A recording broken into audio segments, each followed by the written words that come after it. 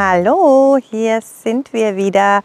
Heute ist Samstag, der 14. Januar und wir haben unser Reisetempo ein bisschen beschleunigt und sind über Olympia und Patras hierher gefahren, nach Parga, und genießen jetzt diesen wundervollen Ausblick, der uns schon fast ein bisschen an Ravello, an die italienische Amalfiküste erinnert. Die Farben und das Dörfchen am Hang sind wunderschön.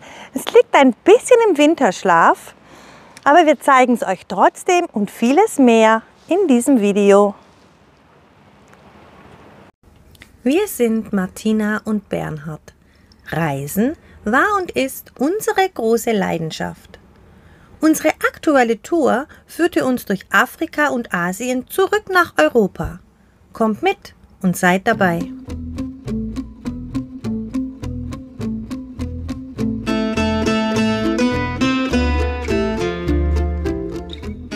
Nachdem unsere Fahrt nach Olympia durch unsere Reifenpanne unterbrochen wurde und es uns nach Maratopolis verschlagen hat, ziehen wir am nächsten Tag wieder weiter Richtung Olympia.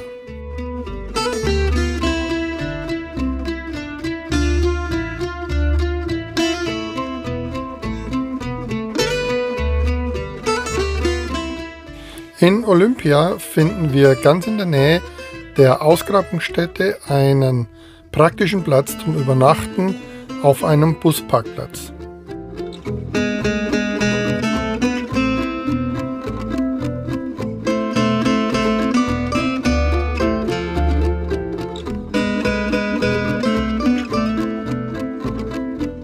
Von dem Busparkplatz aus ist es nur ein kurzer Spazierweg zu den Ausgrabungsstätten von Olympia.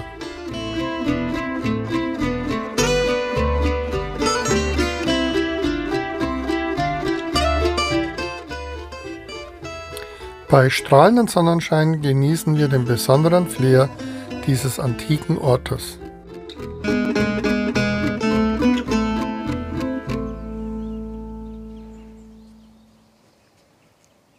Wir sind heute in Olympia. Sehr geschichtsträchtig und lange hat es gehalten. Seit der Antike finden hier die Sportspiele im Zeichen des Friedens statt. Und nach wie vor wird hier in Olympia auch das olympische Feuer alle 4 Jahre für die Olympischen Spiele entzündet. Also es ist quasi der Geburtsort dieses geistigen Erbes. Und es ist ziemlich groß. Wir stehen hier direkt vorne auf dem Parkplatz und nur ein paar 100 Meter fußläufig von der Ausgrabungsstätte entfernt. Das ist jetzt in der Off-Season überhaupt kein Problem. Das ist der Busparkplatz, wo im Moment einfach kein Bus kommt. In der Hauptsaison ist es natürlich unmöglich. Aber jetzt geht es eigentlich ganz gut. Das ist bis 15:30 Uhr geöffnet. Wir haben jetzt schon 1:30. Also wir müssen ein bisschen flott hier durchgehen, ganz in der olympischen Disziplin. Ich bin ja jetzt keine so eine Sportskanone und der Bernhard auch nicht. Aber wir werden mal gucken, was wir hier alles entdecken können.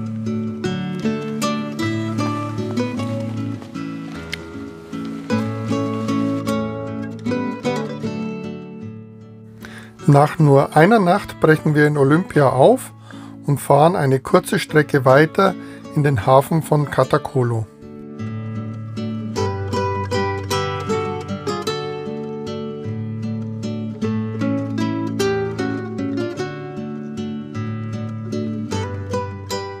Auf dem riesigen Parkplatz des Hafengeländes stehen wir mit mehreren anderen Campern und treffen auch unsere französischen Bekannten wieder, die wir bereits mehrfach auf der Peloponnes getroffen haben.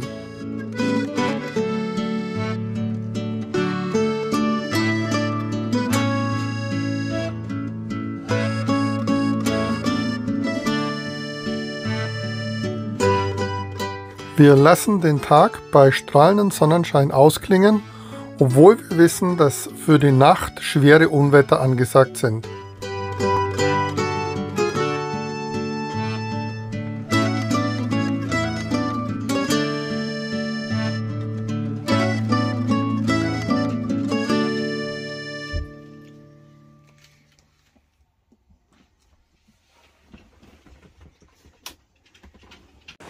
Nachdem wir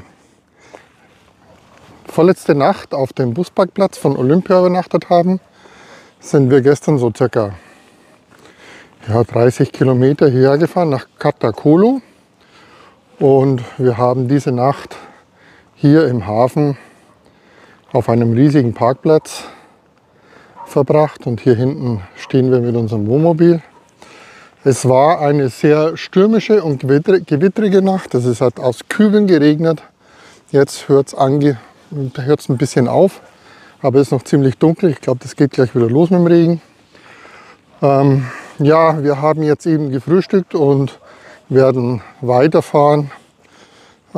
Ist ganz nett der Ort, auch ein paar Restaurants hier im Hafen noch auf. Aber uns zieht es weiter und wir werden jetzt unsere 7 Sachen packen und losfahren. Bis später.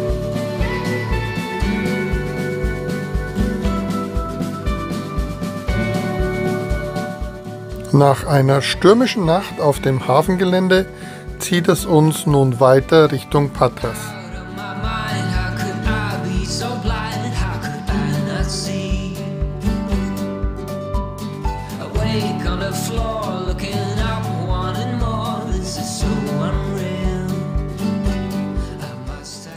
Am Rande von Patras übernachten wir für die nächsten Tage auf einen bewachten LKW-Stellplatz.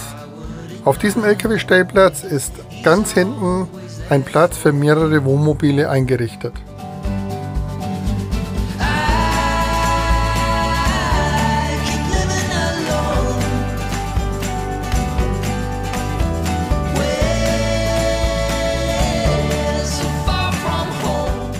Obwohl wir als einziges Wohnmobil hier stehen, verbringen wir die nächsten Tage sehr sicher auf dem bewachten Parkplatz und erkunden Patras mit unseren Quad.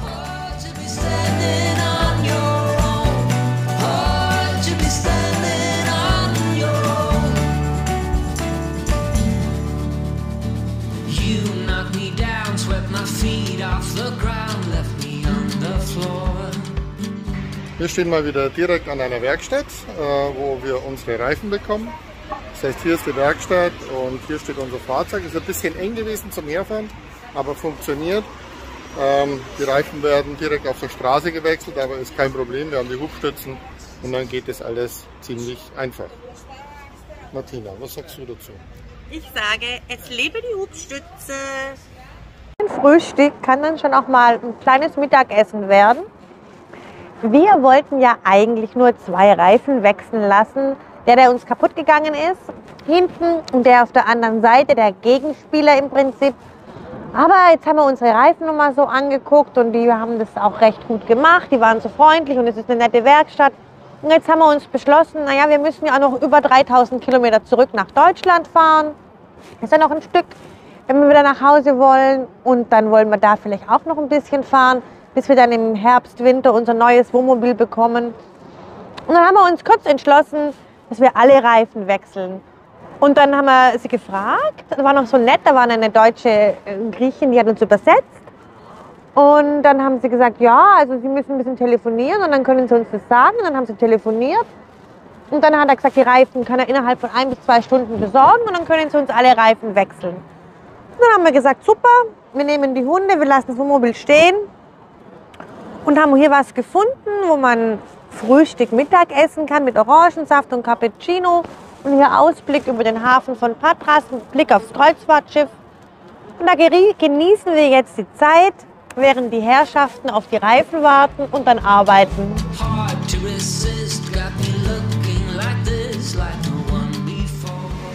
Nach dem vielen Freistehen ist heute mal wieder Waschtag. Wir haben zwar immer mal wieder was zum Waschen gegeben, aber so eine richtige Grundreinigung haben wir nicht gemacht.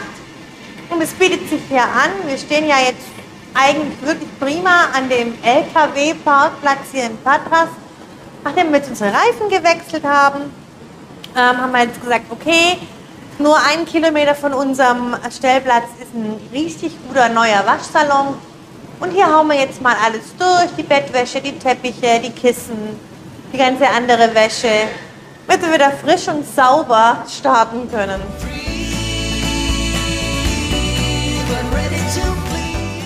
Nach mehreren tollen Tagen in Patras zieht es uns wieder weiter gegen den Norden und wir verlassen die Peloponnes über die Rio-Antirio-Brücke, die ca. 8 Kilometer nördlich von Patras ist.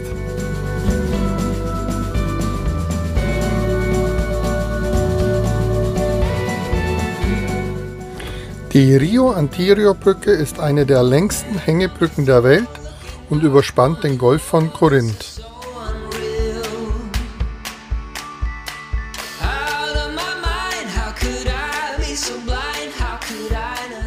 Die Hauptspannweite ist 2880 Meter und sie verbindet die Peloponnes mit dem griechischen Festland.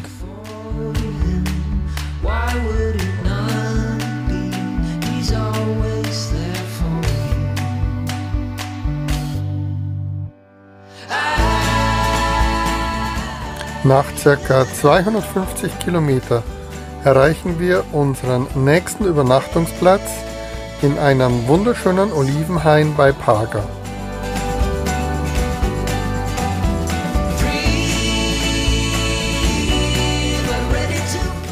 Das kleine Fischerdorf Parga ist ein beliebtes Reiseziel für Touristen aufgrund seiner malerischen Lage und seiner historischen Bauten.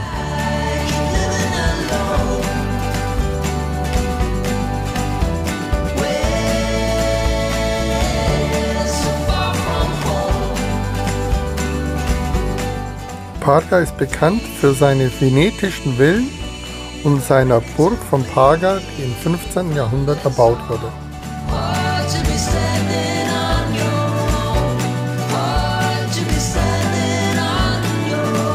Ein ganzes Stück zurückgelegt und haben Patras Richtung Norden verlassen.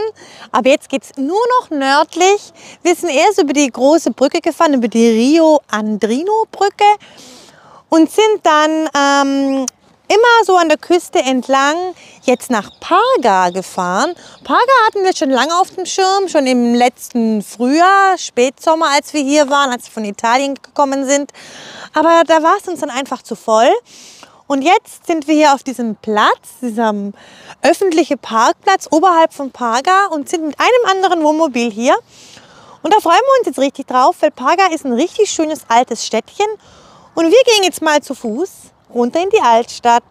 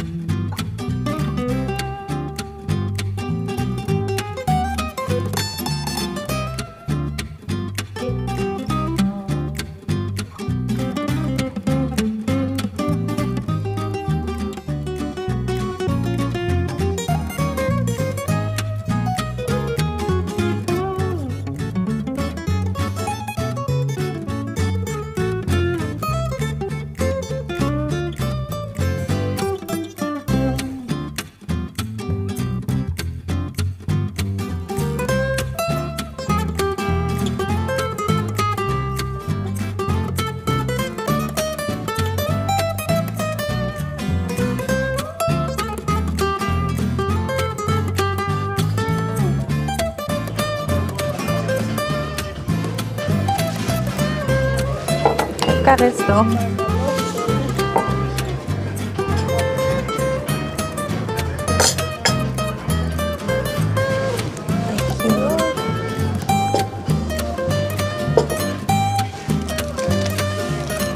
Thank you. Thank you. So, wir haben unseren Tee bekommen. Der Wettergott ist uns heute wieder sehr gut geneigt hier in Parga. Wir haben traumhaftes Wetter und dieses Örtchen ist wirklich kitschig schön. Es erinnert uns so fast so ein bisschen an Portofino mit diesen bunten Häuschen, die so an den Fels gebaut sind in dieser kuscheligen Bucht, die so von Felsen unterbrochen ist. Und ich mag das ja immer unheimlich gern, wenn es kein so ein weiter Sandstrand ist, sondern diese kleinen Büchtchen, die mit Felsen dazwischen sind. Das gefällt uns recht gut. Ja, und wir haben einen super Stellplatz oben auf unserer Pferdewiese. Das sind nur 5 Minuten zu Fuß nach Parga rein in die Altstadt. Es haben noch einige Restaurants offen. Ich würde mal sagen, 70% hat zu, aber 20% ist geöffnet. Man kann immer was trinken und essen. Und wir haben auch so ein bisschen die Hoffnung, dass jetzt vielleicht am Wochenende, heute ist Freitag und morgen und Sonntag ist Wochenende und es soll noch mal schön werden, dass dann vielleicht doch ein bisschen mehr los ist, ein bisschen Leben in Parga noch mal reinkommt und wir das ein oder andere Restaurant mit euch besuchen können. Und bis dahin genießen wir einfach unseren Tee.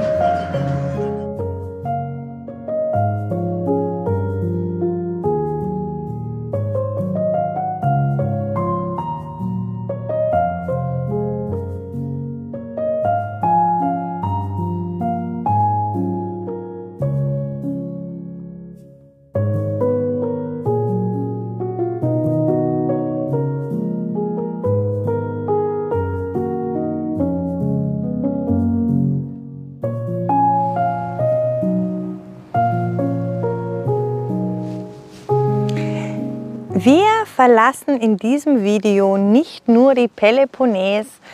Nein, wenn wir hier jetzt von Parga losfahren und unsere Hubstützen einfahren, werden wir auch Griechenland verlassen.